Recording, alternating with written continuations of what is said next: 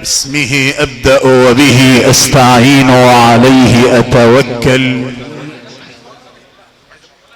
وإليه يرجع الأمر كله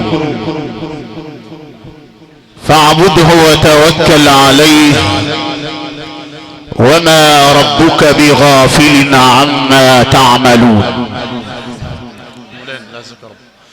يا من تسامعت القلوب نداه وتسامت الأرواح في عليائها فلكما رأت للنور في علياه. يا من يسبح كل شيء خاشعا ويقدس المولى الذي سواه. فالأرض قالت جئت طوعا للذي خلق الخلائق جل في علياه. والشامخات الشم أيضا قدست منصاعة لله جل ثناه. والدود في صم الصخور مقدس رزاقه حقا ولا ينساه. والنحل يهتف حامدا آلاءه جل الذي أوحى له وهداه. بين العود الخضر يسلك سابحا في الكهف في الأشجار طاب سراه. أتراه يهدي الكل شهدا صافيا متفاوت الألوان في مرآه. فيه الشفاء مما يرى من علة جل القدير تباركت أسماه. سبحانك ربنا أنت الله. سبحانك ربنا من إله خالق رازق محيي مميت هو الله.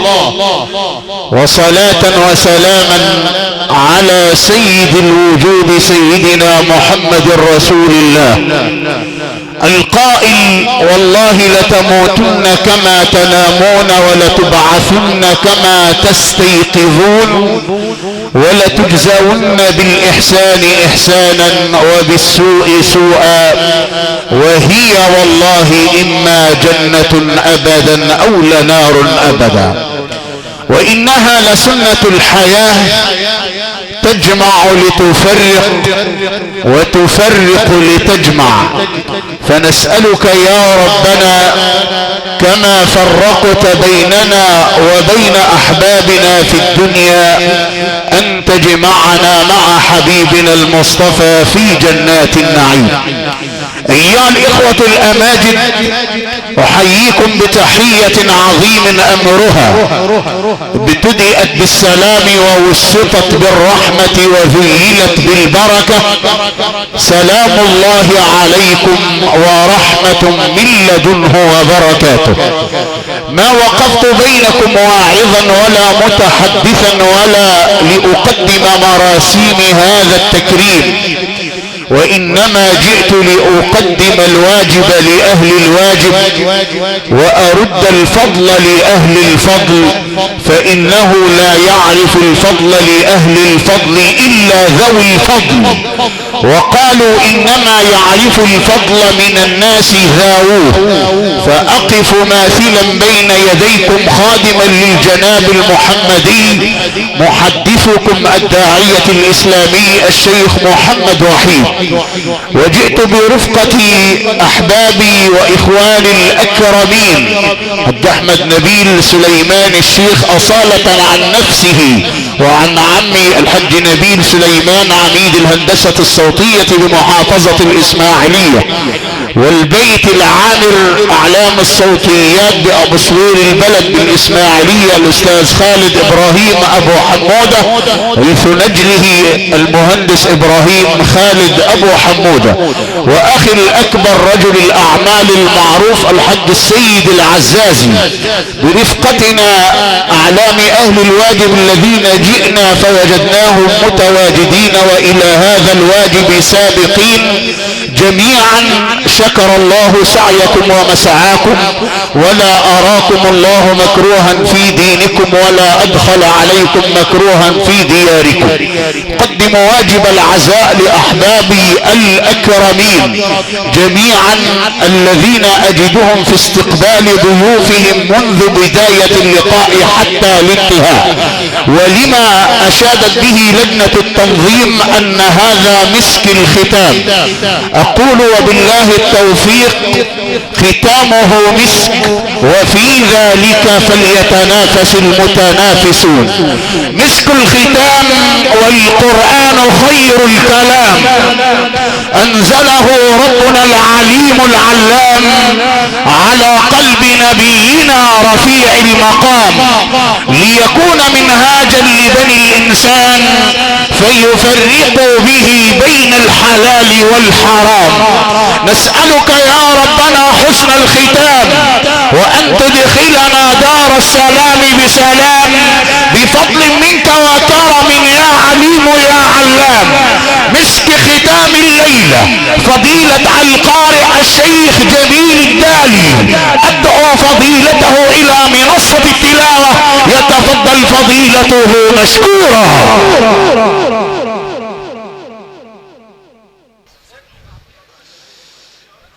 أعوذ بالله من الشيطان الرجيم.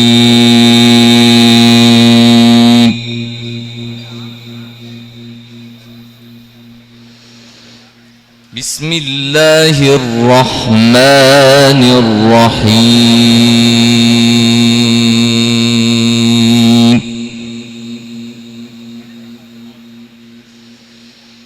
إن الذين آمنوا وعملوا الصالحات أولئك هم خير البرية،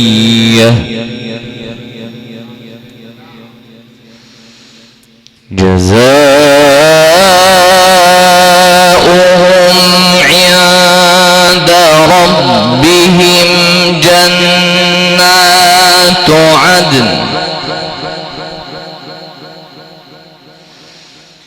جنات عدن تجري من تحتها الأنهار خالدين فيها أبدا، رضي الله عنهم ورضوا عنه، ذلك لمن خشي ربه. إن الذين آمنوا وعملوا الصالحات أولئك هم خير البرية،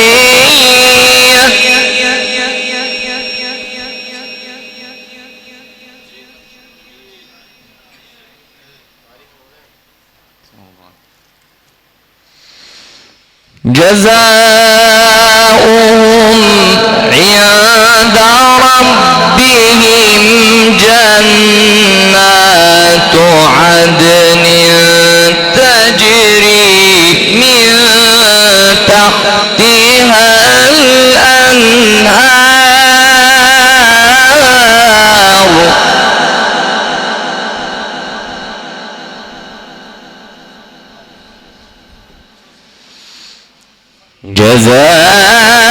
جزاؤهم عند ربهم جنات عدن تجري من تحتها الأنهار خالدين فيها أبدا،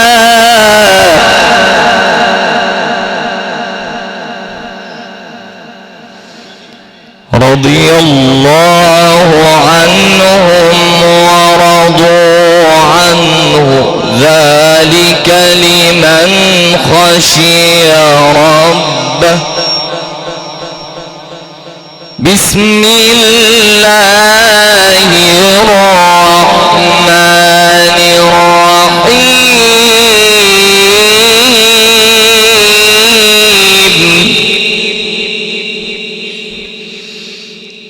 إذا زلزلت الأرض زلزالها وأخرجت الأرض أثقالها وقال الإنسان ما لها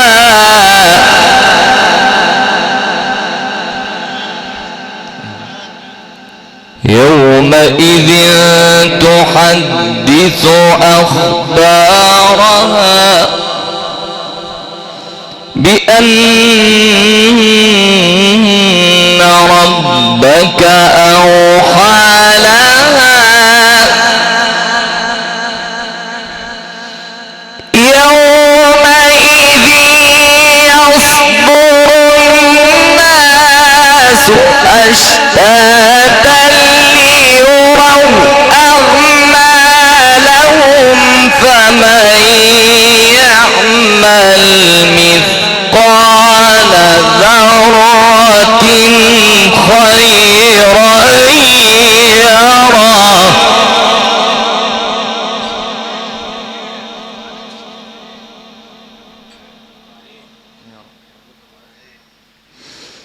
فمن يعمل مثقال ذرة خيرا يره فمن يعمل مثقال ذرة خيرا يره ومن يعمل مثقال ذرة شرا يره الله أكبر بسم الله الرحمن الرحيم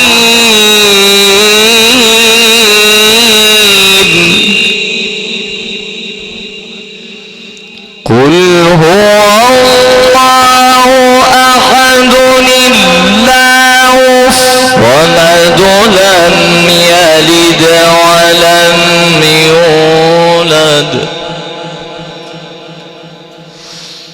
قل هو الله أحد الله الصمد لم يلد ولم يولد ولم يكن له كفوا أحد قل أعوذ برب الفلق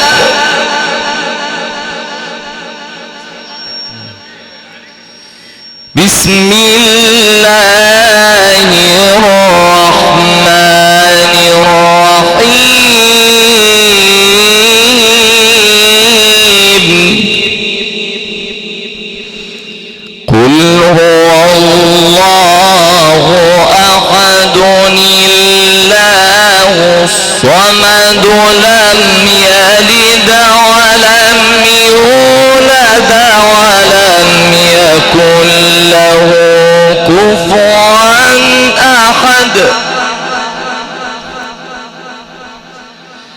بسم الله الرحمن الرحيم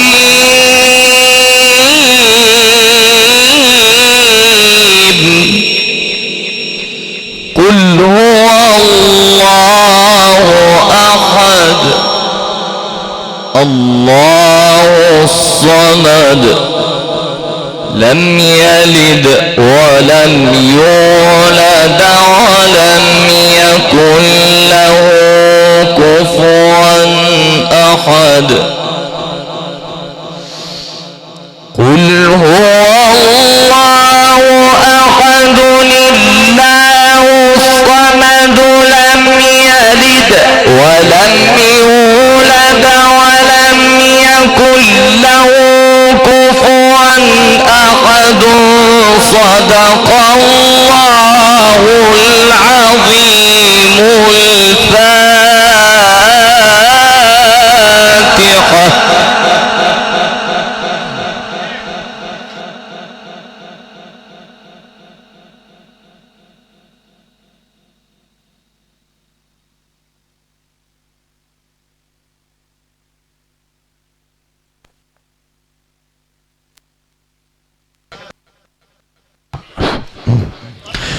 أيتها النفس المطمئنة ارجعي إلى ربك راضية مرضية فادخلي في عبادي وادخلي جنتي.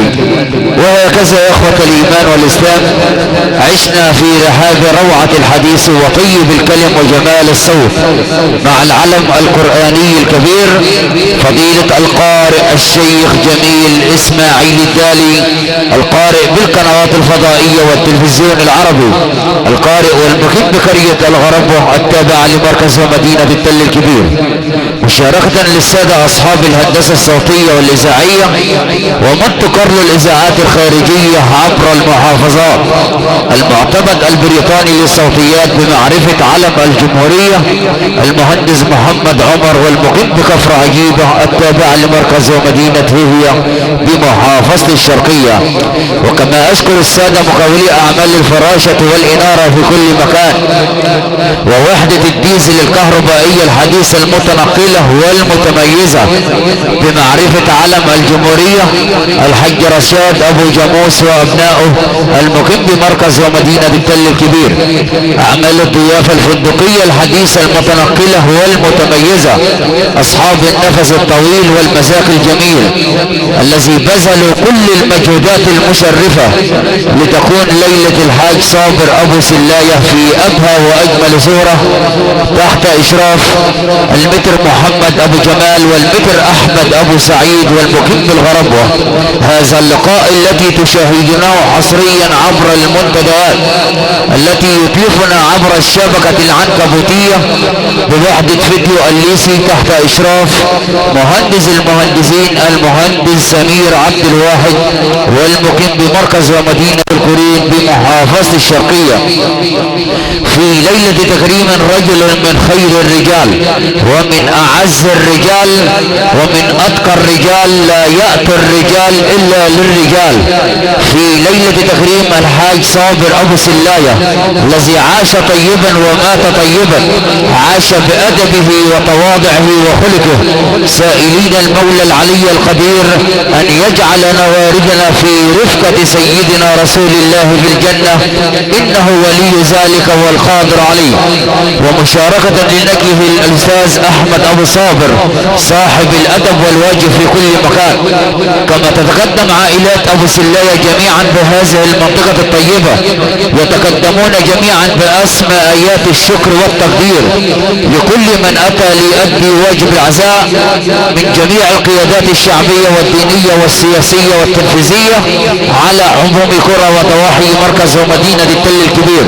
والشكر موصول للسادة مدير العموم والسادة مدير الإدارات والسادة عمد وشيوخ القرى الذين قد حرصوا جميعا لأداء واجب العزاء إلى أسر وعائلات أبو سلاية بهذه المنطقة الطيبة. وكما أشكر السادة الآئمة بأوقاف التل الكبير وكذلك وزارة التربية والتعليم ووزارة الكهرباء، وكما أشكر وزارة العدل السادة وزارة الداخلية والسادة رجال الأمن الوطني السادة رجال القوات المسلحة حفظ الله مصر وشعبها الأمين ورجالها الشرفاء وجعلنا وإياكم من الذين يستمعون القول فيتبعون أحسنه إنه ولي ذلك والقادر عليه. وكما أشكر صاحب الصوتيات في كل مكان وكل زمان المهندس أحمد أبو نبيل الذي جاء يقدم برقية عزاء إلى المتر أحمد أبو صابر في ليلة تكريم والده الكريم. أيها السادة إن هذا كان لكم جزاء وكان سعيكم مشكورا ولا أراكم الله مكروها في عزيز لديكم وشكر الله سعيكم وأحسن عزاءكم وغفر الله لي ولكم والبقاء والدوام لله. ومن هنا يتوقف إرسالنا من هذا المكان. أستودعكم عناية الرحمن فلكم خالص تحيات محدثكم اليوم سامح السيد والمقيم بالغرب. سلام الله عليكم جميعا ورحمته وبركاته.